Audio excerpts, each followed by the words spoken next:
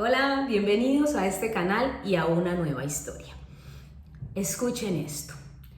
Conocí a mi pareja cuando yo tenía 22 años en el lugar donde yo trabajaba. Había terminado hacía muy poco la universidad y había entrado a trabajar en esta empresa como asistente de contabilidad. Allí conocí al mejor amigo de mi jefe, un hombre que ya tenía en ese momento 37 años. Desde que me vio, él quedó impactado, empezó a hablarme, le pidió a mi jefe mi número, empezó a contactarme, empezamos una amistad y poco tiempo después iniciamos un noviazgo. Cuando llevábamos 7 meses de novios, me dijo que yo era la mujer con la que él quería compartir su vida y me propuso matrimonio. Después de proponerme matrimonio, pues empezamos a compartir más tiempo juntos, con amigos, con mi familia, con la familia de él, y empecé a notar ciertas actitudes que no eran del todo agradables, pero él era un hombre tan bueno conmigo que pues yo las dejé pasar. Una de esas actitudes era que cuando yo salía de pronto con amigos o con mi familia, él de repente se aparecía en el lugar, saludaba muy amable, se aparecía con algo, con una botella de licor o con unas botanas, algo de comida, pero siempre llegaba haciéndose el que no, pues pasaba por aquí y se quedaba dentro de las reuniones. A veces, cuando la reunión era solo con mis amigas y era como celebrar el cumpleaños de alguna en alguna cafetería o una cena o un almuerzo, simplemente lo veía que se estacionaba cerca y que miraba por ahí como vigilándome, y mis amigas empezaron a decirme que esto era algo que las preocupaba demasiado, que no era normal esas actitudes, y yo les decía, ay, es que él no tiene nada que hacer, a él le gusta siempre estar pendiente de mí porque él no tiene vida propia, entonces por eso es que siempre está pendiente de mí, pero en el fondo a mí la situación tampoco me agradaba por completo.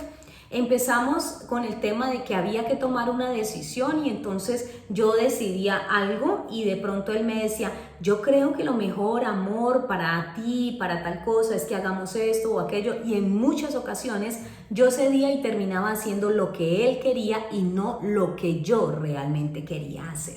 Y así, poco a poco, llegó el momento de la boda.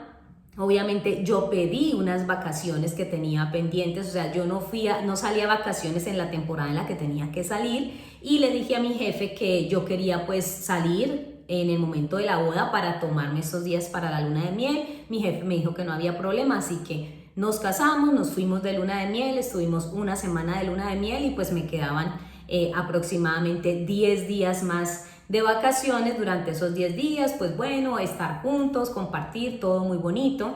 Y llegó el momento en el que tenía que reintegrarme a mis labores, así que la noche anterior organicé toda mi ropa, lo que me iba a poner al día siguiente, organicé la alarma para levantarme, y cuando ya él vio que tenía toda mi ropa lista, me dijo, ¿y qué haces? Y yo le dije, no, estoy organizando todo porque ya mañana empiezo a trabajar de nuevo. Y me miró y me dijo, no vas a entrar a trabajar de nuevo. Y yo le dije, sí, ya mañana se me acaban las vacaciones, pensando que de pronto él estaba, no sé, queriendo pasar más tiempo conmigo.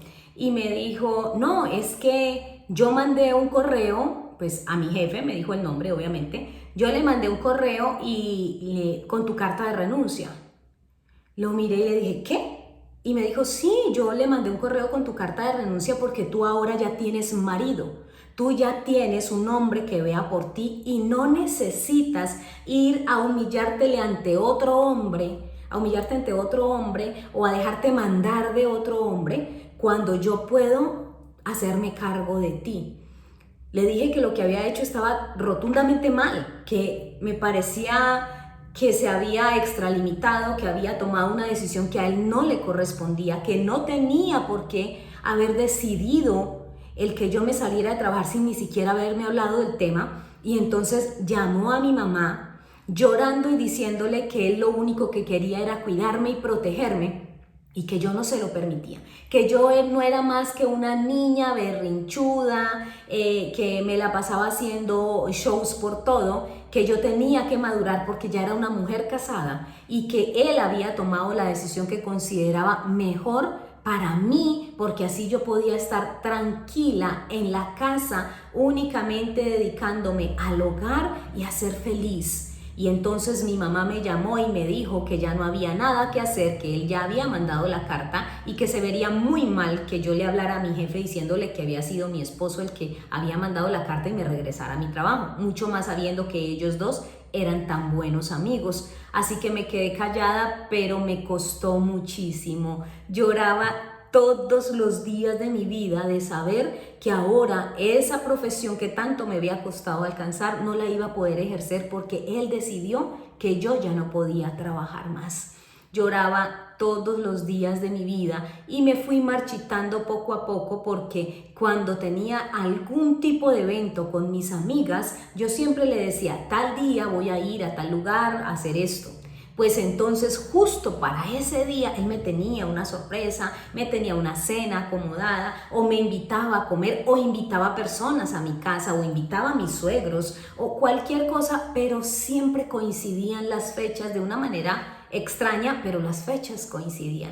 Y poco a poco fue apartándome de mi familia, fue apartándome de mis amigos y fui quedándome prácticamente sola. Ya mis amigas se cansaron de invitarme, mis amigas se cansaron de estar como tratando todo el tiempo de que yo pudiera verme con ellas y dejaron de invitarme y pues me quedé completamente sola. En el momento en que ya empecé a quedarme completamente sola, que ya incluso me alejé de mi familia porque él empezó a decirme que mi mamá era tóxica, que mi mamá quería dirigirme la vida, que yo no tenía por qué permitir que mi mamá me dijera qué hacer, que yo era una mujer casada, que ya no le correspondía a mi mamá acabarme de criar y cosas como esa. Entonces, para no tener discusiones con él, empecé a ir menos a visitar a mi mamá, menos a reunirme con mi familia y me fui apartando cada vez más. A medida que me fui apartando, entonces empecé a sentir cómo él todo el tiempo me empezó a descalificar. Antes de él, yo había tenido otra pareja y él lo sabía perfectamente. Sabía que había tenido un novio desde mis 15 años hasta mis 20 y cuando él me conoció, yo llevaba ya un poco más de 2 años sin pareja porque quedé muy lastimada con lo que me pasó con mi primer novio. Y entonces empezó a decirme que cuál era mi exigencia y por qué lloraba tanto y por qué me hacía la dolida cuando él me había hecho el favor de recogerme del fango, porque yo ya era una mujer usada cuando él me conoció, que yo prácticamente era una cualquiera, que es más, había tenido la desfachatez de irme a la cama con él cuando todavía no nos habíamos casado, que apenas llevábamos 3 meses de novios cuando yo me había ido a la cama con él y que eso no era de una mujer decente, que yo tenía que agradecer que él, siendo el tipo de hombre que era, se había fijado en mí y se había casado conmigo, aún siendo yo el tipo de mujer que era. Y todo el tiempo empezó a echarme en cara esa situación, a decirme que yo no era digna de él, que agradeciera que él estaba dispuesto a amarme y a estar conmigo aún después de que yo ya estaba manchada y mancillada y cosas como esas. Empecé a perder mucho peso debido al estrés en el que permanecía y a que lloraba y a que casi no comía. Empecé a tener insomnio, empecé a tener ansiedad. Ya si le servía la comida siempre le veía un pero, si no era que le faltaba sal, era que estaba salada, si no le había echado demasiado de esto o muy poquito de lo otro, o era muy poco o era mucho, pero siempre juzgaba absolutamente todo lo que hacía. Si le lavaba la ropa, la olía y me decía que la ropa había quedado oliendo mal, que muy probablemente se le había pegado mi olor a la ropa y cosas como esas que me herían muchísimo y yo cada día iba perdiendo más peso y mi situación de ansiedad era cada vez peor. Ya empezaba a sentir taquicardia cuando pensaba en que ya iba a llegar la hora en la que él estuviera en casa porque sabía que iba a llegar a descalificarme de alguna manera. Siempre encontraba un motivo para descalificarme, para hacerme sentir inferior, para hacerme sentir como si yo no valiera absolutamente nada. Y debido a esta pérdida de peso, entonces ahora tenía una razón más para atacarme. Ahora me decía que era un costal de huesos, que ni siquiera le provocaba acostarse conmigo porque le tallaba, que cuando se acostaba conmigo sentía que mis huesos lo herían y lo lastimaban y yo no hacía más que llorar y llorar. No me atrevía ni siquiera a contarle a mi mamá, que a veces me llamaba, yo no me atrevía a contarle lo que estaba viviendo.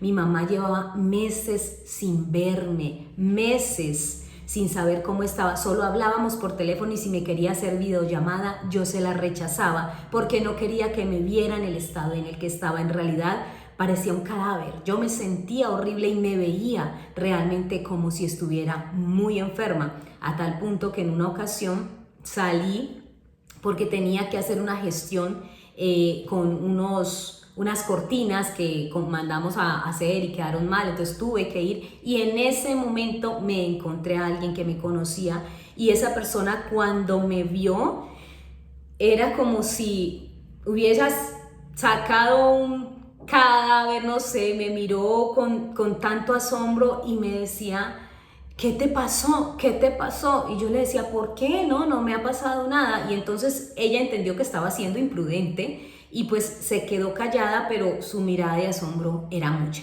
Pues ella empezó a hablar con algunos de mis amigos o algunas de mis amigas, a contarles en la situación en la que me vio, y entonces mis amigas empezaron a atar los cabos y a darse cuenta que ya ninguna hablaba conmigo, que ninguna se veía conmigo, la una pensaba que la otra sí y así. Y finalmente se dieron cuenta que yo estaba totalmente apartada y decidieron ir todas a visitar a mi mamá y contarle cómo me habían visto.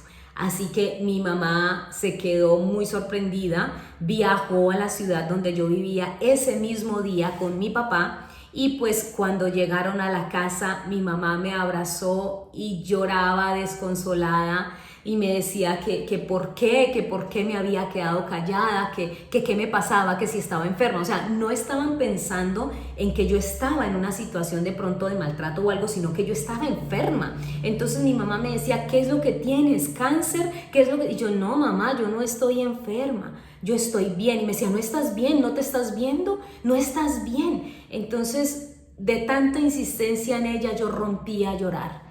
Y por fin pude contarle todas las cosas que mi esposo me estaba haciendo.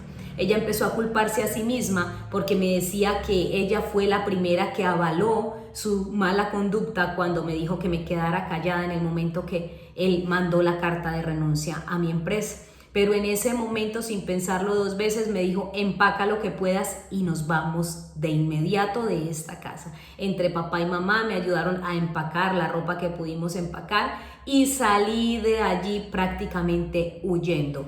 Nos fuimos a la casa de mis papás y entonces a partir de ese momento las cosas se pusieron peor. Me llamaba constantemente, me insultaba, me decía que me había ido porque yo quería andar de perra con el uno y con el otro, así como había hecho antes de conocerlo a él, porque él prácticamente, según él, me había sacado de la prostitución y que eso era lo que yo quería, volver a mi antigua vida. Y empezó una campaña de desprestigio contándole a todo el mundo que yo no era virgen cuando me conoció, que quién sabe cuántos hombres yo ya había tenido encima, que él solo había querido darme un hogar y darme amor, ese amor que nadie me dio porque yo solamente andaba por ahí de brazo en brazo, de hombre en hombre, disfrutando la vida a nivel íntimo, pero que nadie me había amado como me había amado él. Y empezó a hablar cosas terribles de mí, que era sucia, que su casa permanecía desordenada, que yo ni siquiera le hacía de comer